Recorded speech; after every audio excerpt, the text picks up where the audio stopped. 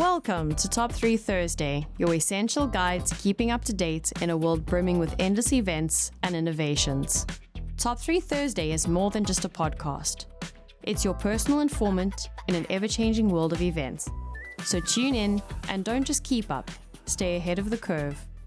Welcome to Top 3 Thursday. I'm your host, Chris. This podcast is dedicated to those event professionals just trying to navigate one of the most difficult jobs in the world, being an event producer. Of course, being in the military or being a policeman, fireman, there's a lot more stressful jobs, but trust me, being an event producer ain't no joke. And this podcast is dedicated to bringing those influencers on that could give us tidbits, hacks, opportunities, and people who are changing the course of how we do business. And today is no different because I have one of the most sought after human behavior and strategic advisor experts in the world. She has appeared as a regular business entrepreneur on the Oprah Winfrey Show, Steve Harvey, Dr. Phil. She has built and advised over $2 billion in sales with amazing clients such as Mike Tyson. She's engaged with Listerine, Sharper Image, Cold Stone, George Foreman, and more. She was the Wells Fargo fastest under 40, the Kaufman Award, grown 7 clients into the 500 list, nominated twice to Ernst & Young's Entrepreneur of the Year. She is also the CEO of Designing Genius. Her business is scaling people capital, and we cannot be more blessed to have this amazing individual, ladies and gentlemen, the one and only Amelia Antonetti. Oh no, I'm excited. I love events. Yes, and I have seen many of your YouTube podcasts and your YouTube vlogs, all the above, and you are absolutely dialed in.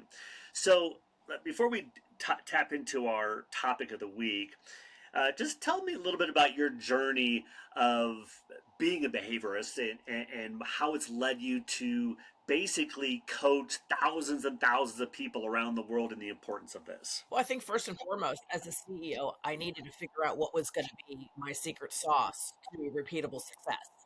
And when I came out with my first company, I was against the big boys. And so I was like, okay, I'm not going to be able to pay more to attract top talent. So what am I going to do differently? And so my behavior training became that leading edge of being able to say, why would somebody want to bring me their talent and align with the company's desired outcome if I don't understand what has meaning to them? So it's not about the company's value drivers. It's about their value drivers. And the first thing that I learned was that most people have never discovered themselves. They don't know what they want, right? They'll say more money. And then you go, to do what with? You know what I mean? You start dialing down. And so behavior is the secret sauce to solving any problem. And in today's world, I too own an event company where I have about 65 employees, and I don't understand them, right? Especially some of the younger generation as well. So much so I try to bounce out as much as possible so I can let people that are way smarter than me kind of make sure they're managing effectively. And in your journey, in a typical company environment, we dive into KPIs. We talk about the EOS system, where to put our rocks, the OKRs, the list goes on and on and on. But one of the biggest things that was an aha moment for me to help scale businesses, because that's what we help event companies do, is scale to a 10x model, is KBIs, key behavior indicators. And key behavior indicators are huge when it comes to growing your business. So Amelia, maybe you could talk a little bit about key behavior indicators in terms of, and that's going to be our top 3 question of the week. Okay, it's going to be the top 3 ways to scale your event business using KBIs, key behavior indicators. So we're going to start with number 3. Amelia, give it to me. Okay, so the very first thing you have to understand for this to make sense is that humans don't grow based on tactics, right? If we tactically learned, we would just Google something, get it, and then our lives would change. That's not how humans function. We're not linear. And so behavior is the critical component in not only learning, but creating an experience. Well, what's an event? An experience. And so if you don't understand how do I create resistance against the experience? How do I create momentum and energy towards the experience? And then where am I creating mixed messages within myself? And so when you look at KBIs, behavior indicators, you start to get a consensus of where I'm in my own way, or the way you're presenting, or the flow, or the mix match of the content isn't allowing me to scale and flow to what you wanted for me. So to sum that up, maybe in just a one sentence pop, in your expertise, what would that be? That until you understand the behavior that you are triggering, you're not actually controlling the experience.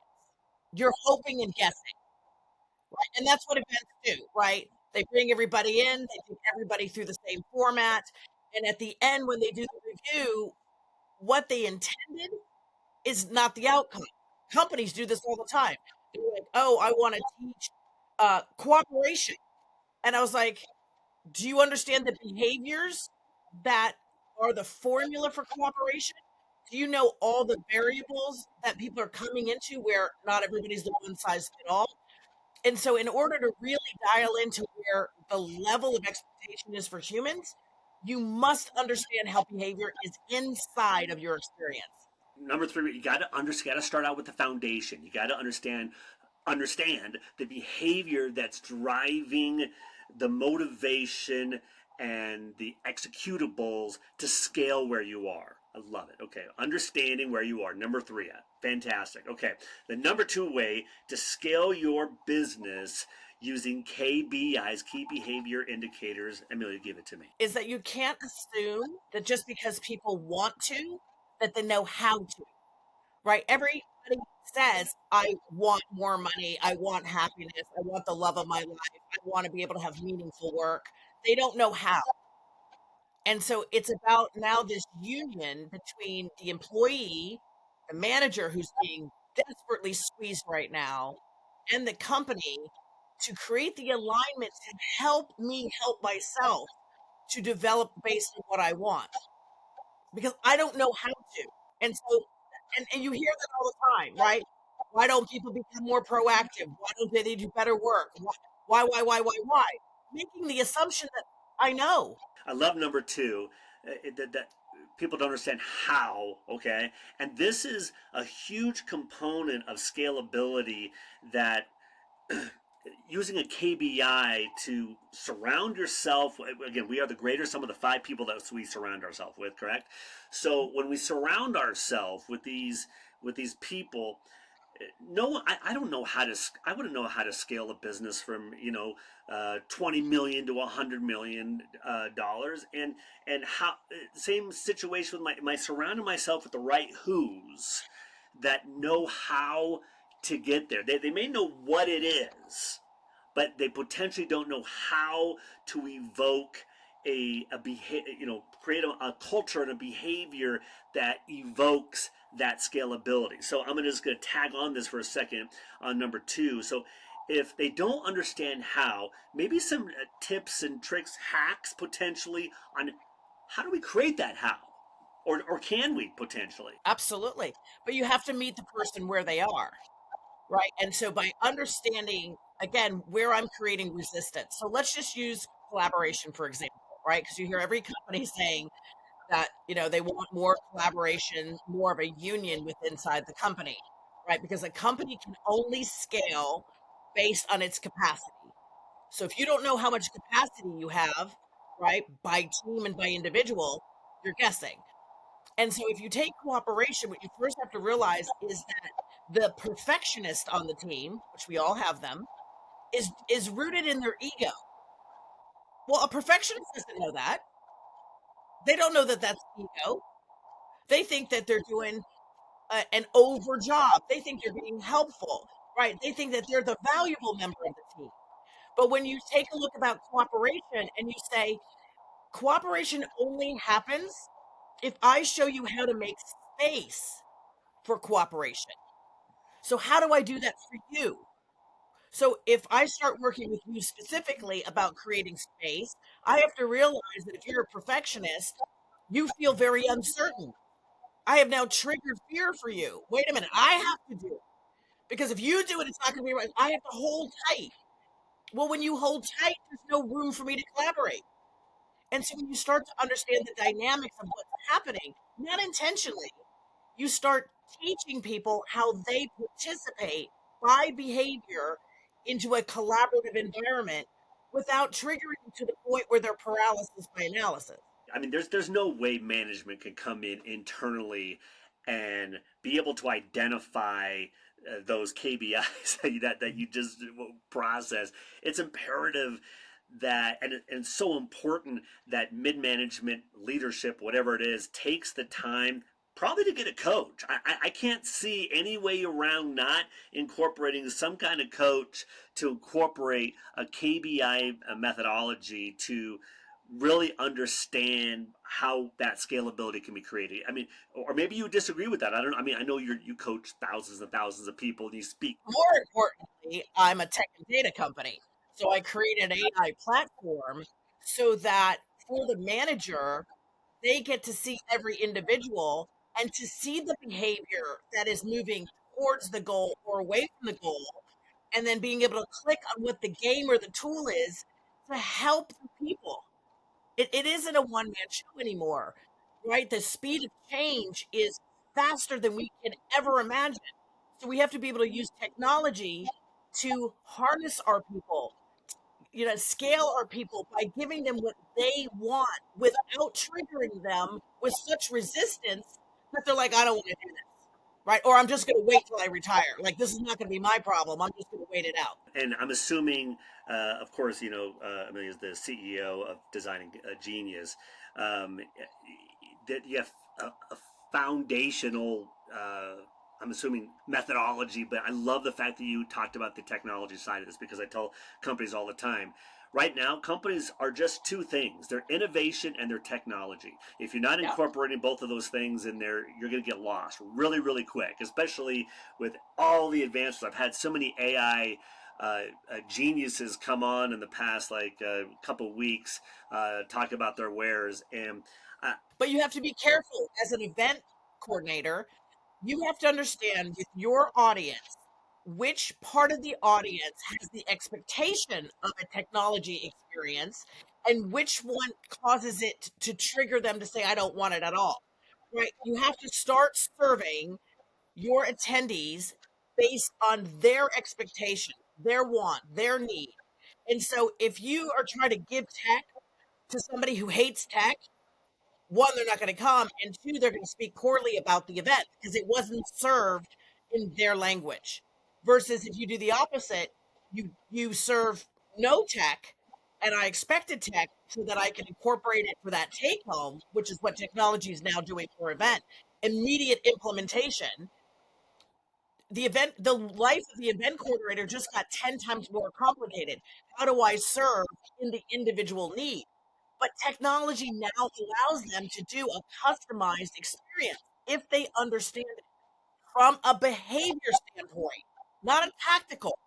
You have to understand how the behavior is influencing what I want. hitting on, since we're still on number two, it really is surrounding yourself with the who's from a scalability standpoint that will actually open themselves to embrace it, right? Embrace the how. The understanding, obviously, from the foundation of what it is, but the how to get there. You have to surround yourself with the who's that will lift you up, and they'll be open to take that journey with you. And I'm assuming that's part of how you coach and speak and all the above as well. I love it. Okay. All right. So the number one way to scale a business using KBIs as your foundation. Amelia, hit me. What you think is happening is not what's happening. And this happens every single time I go into the C suite. What they say is the problem, is the resistance, is the reason why they're not coming to the outcome. They have never been right yet. They're so far removed. And so I say, if you and your group are getting it wrong on my experience, can you imagine what happens for the frontline worker, right? The more you go downhill, the more the experience is horrendous. And so if you can't get it right here, and that's what I do with the C-suite, I tell the C-suite, tell me what you think the experience is just amongst your group. And then once they take a look at the actual playbooks, they're like, I didn't know this. I didn't know this. I didn't know this. It's not intentional. And so they're like, I really don't know my people. And I'm like, if you don't know this group, you're so far off on that group. And you wonder why people are not engaged. They don't think it's meaningful, right? Why they won't lean into really do the job that they're capable of is because I don't think you care. And the reason why I don't think you care is you don't know me. You gave us a couple amazing pearls right there that I want to just hang on to for a second. One of them is could you maybe classify it as transparency? The egos are at play in the leadership, right? And transparency of the real potential issues of this of how we grow our business potentially at play, or is it ignorance? Because ego can play on both sides. Are we not being transparent enough with the larger sum of people that are working for us, or is it ignorance based on ego? I think more than anything else, because I think, again, the reason why we're entrepreneurs is we do care.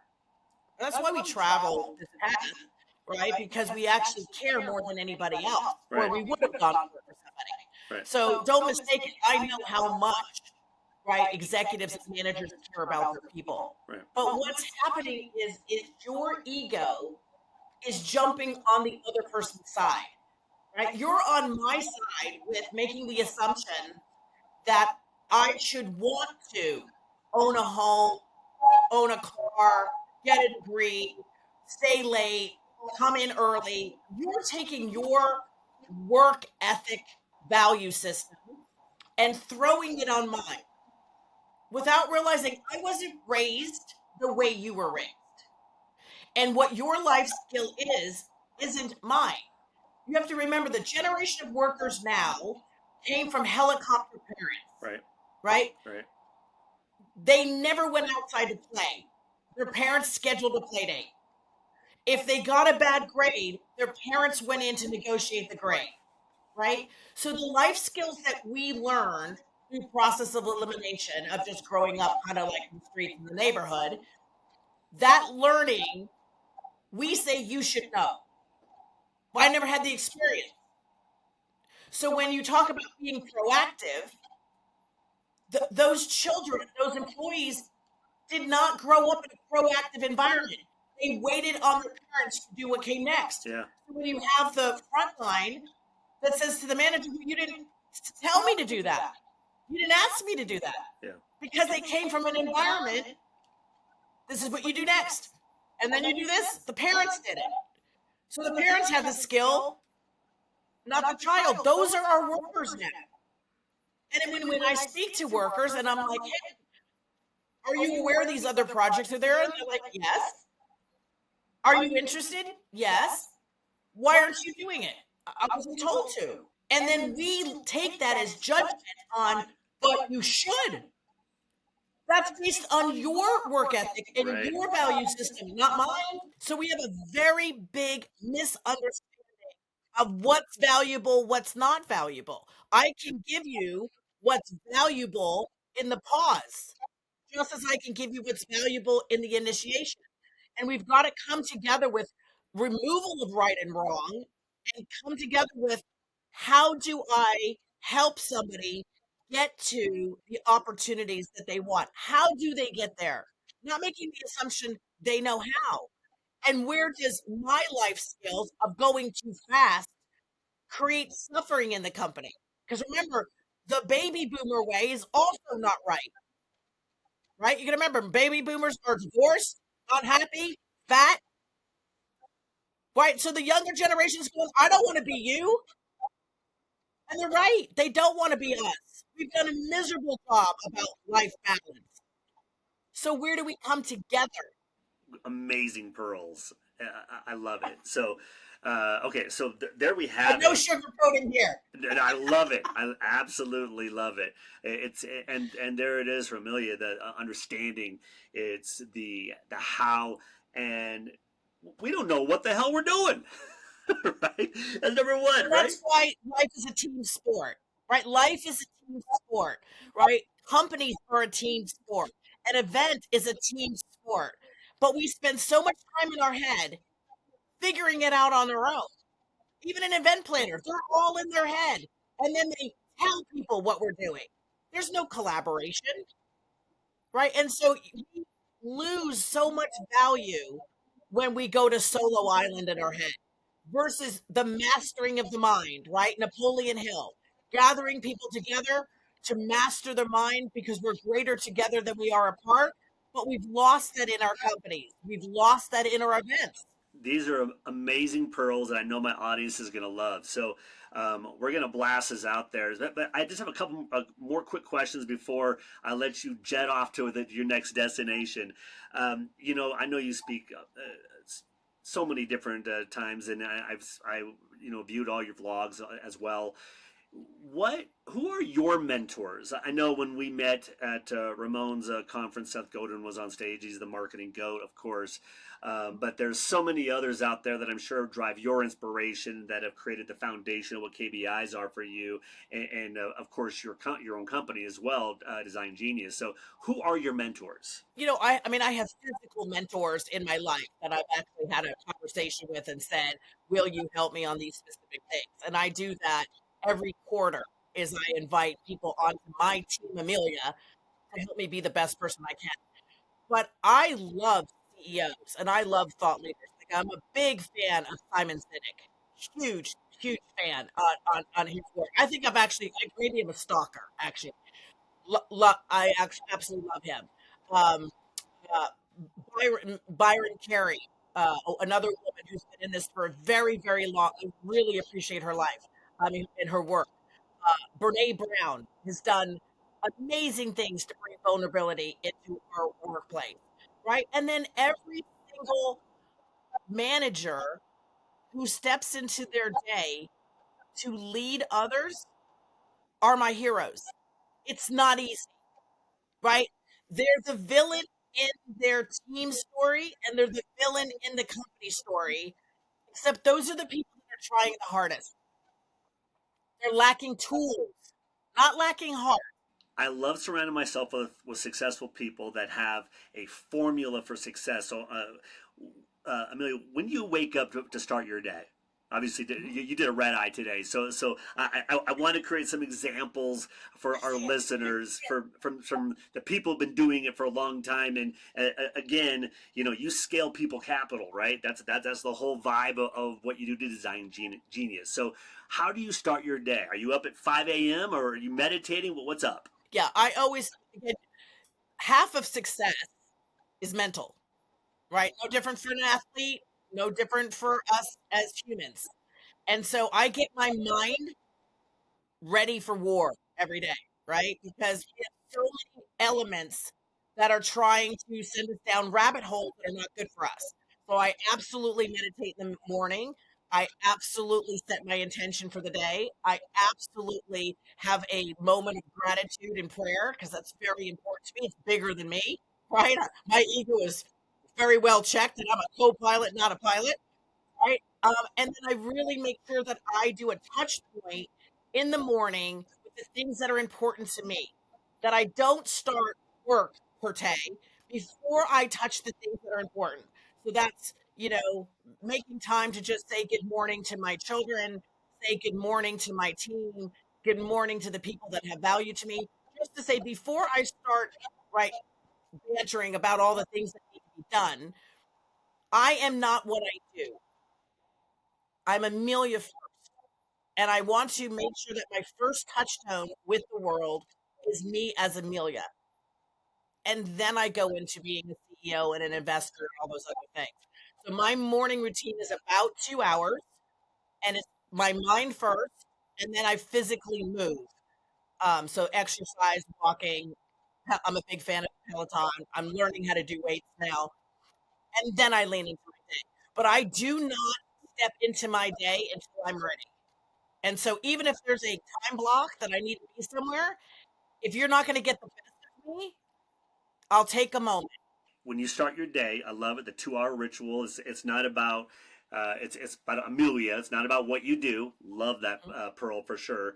How many priorities do you have in a given day before you let everything else unleash? Do you have priorities, or how do you operate in terms of making sure you're executing the things that need to get done? Yeah, so I follow the Warren Buffett.